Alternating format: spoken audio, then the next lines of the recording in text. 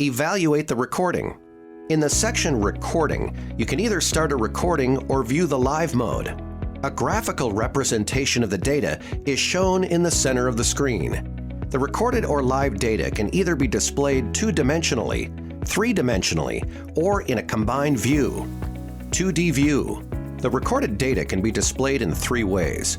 The first view is called 2D, which shows the recorded data of the masticatory pressure by two-dimensionally colored squares. 3D view.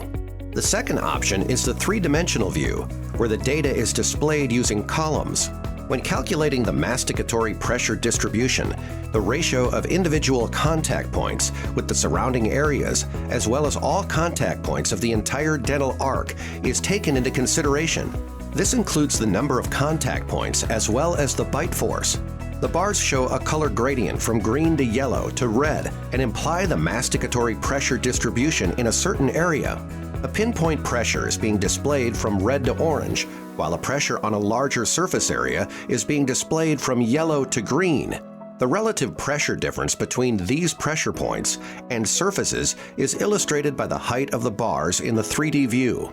In addition to the markings on the occlusal surfaces, like with conventional occlusion test materials, OccluSense is able to record the temporal sequence of intercuspidation. During this dynamic process, the pressure points and surfaces change in their appearance. 2D, 3D view.